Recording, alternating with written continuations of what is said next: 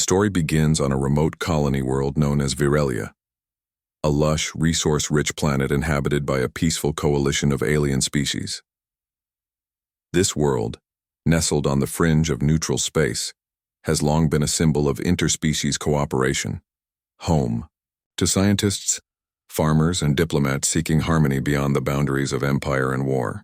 But peace, as history often proves, is fragile.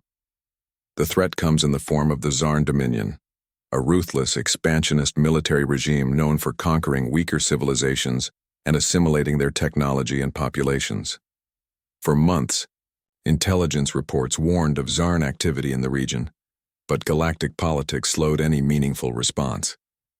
The larger powers were distracted by their own internal conflicts, leaving Virelia to face the storm alone. When the Zarn invasion fleet finally descends on Virelia, it is swift and merciless.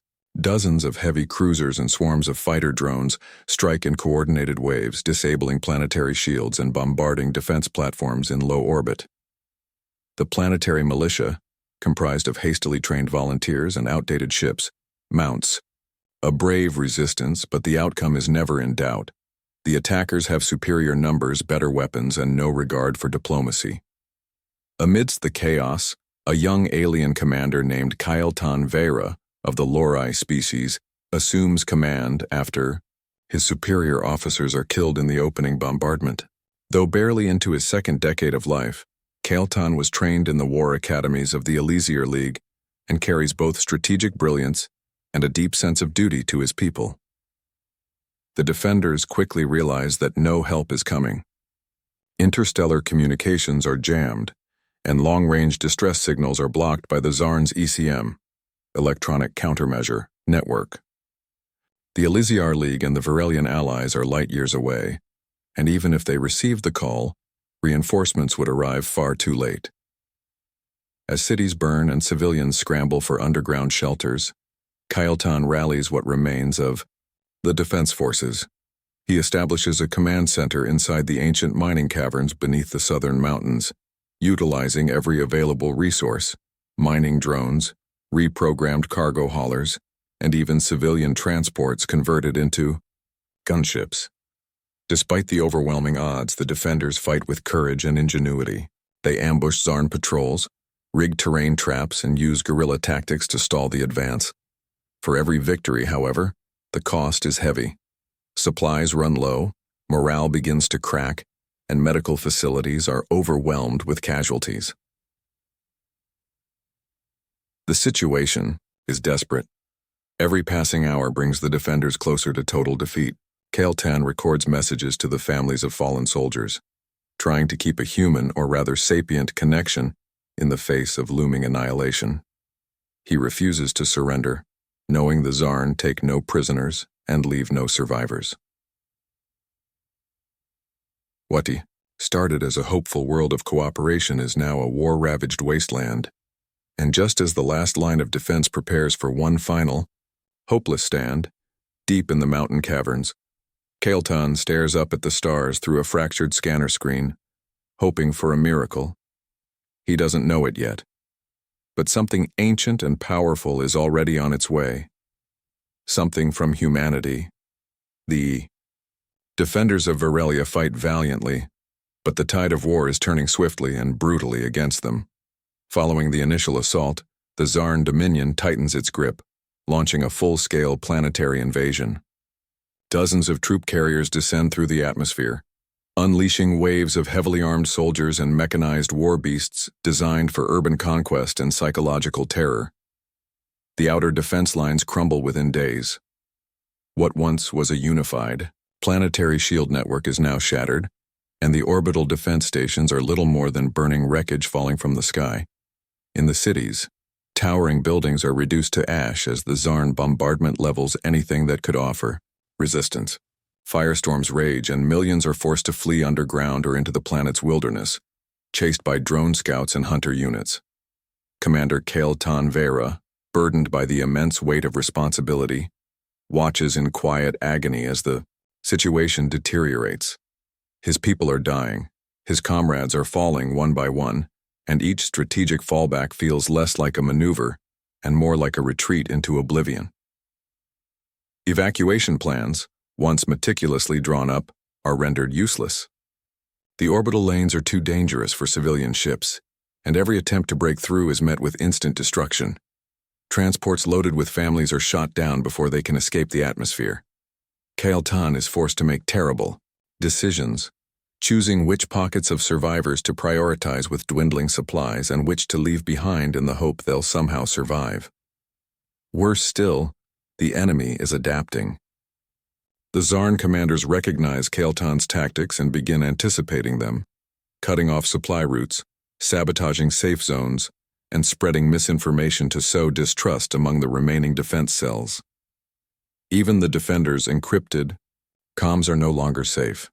Kael'tan suspects someone or something is feeding intel to the Zarn from within. The emotional toll is devastating. Some defenders, worn down by fear and hopelessness, abandon their posts or surrender to the enemy, only to be executed or assimilated. Others fight on with a kind of numb resolve, knowing they are not fighting to win but merely to delay.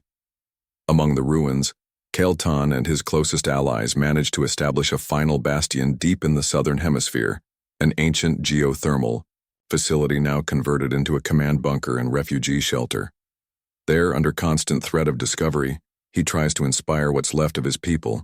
He delivers stirring speeches, leads daring raids to recover supplies and records pleas to the stars, praying someone, anyone, will hear them. Despite his efforts, hope fades rapidly. The Zarn's final wave is coming, a coordinated planetary strike designed to end all resistance in one overwhelming assault. Every analysis points to the same outcome: annihilation.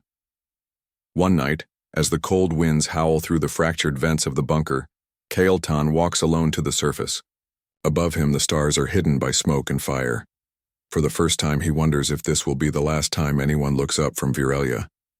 He whispers to the darkness, "If there's anyone out there, now is the time." And somewhere beyond, the galactic rim, something stirs, something ancient, powerful, and human. The final hours before the Zarn's full planetary assault are heavy with silence.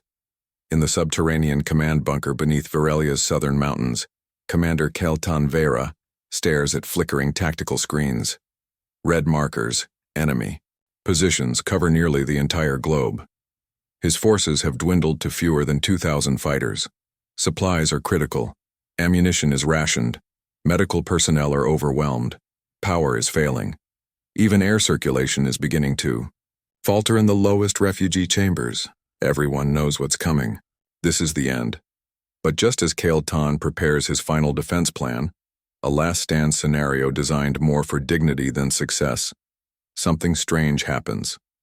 A console crackles. A comms technician, weary and half asleep, jolts upright. "Commander." The voice quivers. "We're picking up a signal." Kael'tan approaches, frowning. That should be impossible. The Zarn's electronic countermeasures have blanketed the entire region. No external transmissions have come through in over 2 weeks, and their own outbound signals are still being jammed. Yet here it is. A steady, low-frequency pulse repeating in a distinct, structured pattern. It's not an alien code. It's old, primitive, even, and it doesn't match any known Zarn signature. Kael'tan listens closer as technicians isolate and clean the signal. The pattern is unmistakable. It's a classic human emergency broadcast, a military distress and identification ping used by Earth's fleets over a century ago. The protocol was officially retired decades after humanity vanished from the galactic stage, withdrawing into their own territory for unknown reasons. To most in the galaxy, humans have become something of a myth, powerful, unpredictable, and above all, absent. Rumors persist that their technology far surpassed what they ever shared. Some say they achieved something beyond comprehension. Others believe they went to war with themselves and disappeared. But now, in the deepest moment of Virelia's despair, here is proof. A human signal. Not a relic or archive bounce, but live. Directed. Moving. The signal is coming from deep space beyond the system's edge, and it's closing in fast. Hope surges, but with caution. Kael'tan knows it could be a trick, A Zarn psychological operation, a mimic code sent to sow confusion or draw out their last defenses. He orders a limited scan, no active pings, just passive observation. Within moments, long-range sensors detect something massive approaching the system, a warship easily larger than any known Virelian or Zarn craft. Its signature is dark. No transponder, no ID beacon, no registration in any galactic database. But its trajectory is clear. It's coming toward Virelia at high velocity, cutting through subspace like a blade. Kyle is stunned. The last known human ship sighting was 43 standard years ago, an automated drone near the Trelos belt. Humanity has not spoken to the rest of the galaxy in almost a century. Why now? Why here? As the signal grows louder and more complex, encrypted layers begin to unravel, patterns consistent with old Earth military codes. The ship isn't just coming, it's listening, responding. The defenders are electrified. Whispers spread through the ranks. The humans are coming. Some scoff, others weep, and a few kneel in silence. Kyle says nothing. He simply watches the stars, where the signal grows stronger with every heartbeat. In the dark, with death closing in from all sides, a sliver of hope ignites. And for the first time in weeks, the people of Virelia dare to believe they may not be alone. The sky above Virelia burns red as the Zarn Dominion launches its final planetary offensive. Massive dropships descend through clouds of ash and smoke, accompanied by swarms of autonomous fighter drones that sweep across the land like locusts. The enemy's mechanical war machines crush terrain and structures with every step, their arrival shaking the very ground. Deep in the southern mountains, Commander Kael'tan Vera issues the final orders. This is the last stand. Virelia's defenders are few. Less than 1,500 combat-ready personnel remain. Most are wounded, hungry, and emotionally spent. What little ammunition remains has been divided between key defensive posts, improvised artillery positions, and the central command bunker. There are no more fallback points, no reinforcements, and no more time. Kael'tan addresses his soldiers through the base's internal broadcast. His voice, firm but raw, echoes through steel corridors and flickering communication nodes. We were not meant to win today, but we will fight. Not because we think we will survive, but because Virelia deserves our final breath. Let the Zarn remember our resistance. Let history remember we did not go quietly. Across the bunkers, those words spark flickers of pride. Fighters suit up for one last sortie. Medics hug patients goodbye. Civilians hidden deep below say silent prayers or leave messages to be uploaded if any rescue ever comes. As the Zarn assault begins, Kael'tan watches the horizon. The mountains tremble under the force of orbital bombardments. The first defensive lines, positioned within narrow canyons and ravines, are quickly overrun. Resistance fighters delay the enemy, using explosive traps and terrain-based ambushes. But the Zarn advance continues without pause. Meanwhile, the mysterious signal, the human broadcast, has gone silent. The approaching vessel, once clearly tracked, has vanished from passive sensors. No new transmissions. No confirmation. No contact. Hope that had surged through the ranks just hours ago now feels like a cruel joke. Had it all been a glitch? A last hallucination of dying minds? Kael'tan suppresses the thought. He cannot afford despair. He moves from station to station, encouraging his crew, recalibrating defensive arrays, and refusing to sit still. The bunker's outer doors are rigged with charges. The fallback perimeter is held by barely 300 fighters. The Zarn begin their final push. Massive breaches are detected in the southern valley wall. A behemoth siege engine emerges from the smoke, flanked by ground troops and aerial support. It targets the mountain itself, preparing to collapse the bunker's ceiling and bury the last defenders alive. Kael'tan orders the charges primed. If they fall, they will not be taken. They will deny the enemy everything. Just as the final sequence is engaged, everything changes. A blinding light tears across the sky, parting clouds and atmosphere with unnatural force. The sky howls, and a energy shockwave knocks out communications momentarily. Everyone stops. The sensors come back online. A ship has entered low orbit. Not Zarn, not any known species. It's the human vessel, gigantic, silent, black as the void. A dreadnought-class warship unlike anything recorded in galactic history. Before anyone can react, it fires. With surgical precision, beams of unimaginable energy tear through the Zarn siege engine and obliterate the incoming strike forces in seconds. Kael'tan stares speechless. The war is not over, but the end is no longer certain. Something impossible has arrived. Humanity has returned. It arrives without warning. No fanfare, no diplomacy, no announcement.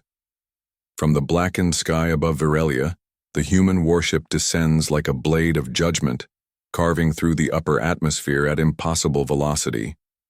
It doesn't appear on standard threat recognition scans. Its stealth profile is unlike anything the Defenders or even the Zarn have ever encountered. It is a vessel of shadow and silence, colossal, angular, ancient, and scarred by battles fought in parts of the galaxy long forgotten. As it enters low orbit, static floods every communication channel. The Zarn forces pause, visibly confused. Their command systems scramble to re-establish orbital dominance, launching interceptors and anti-ship projectiles.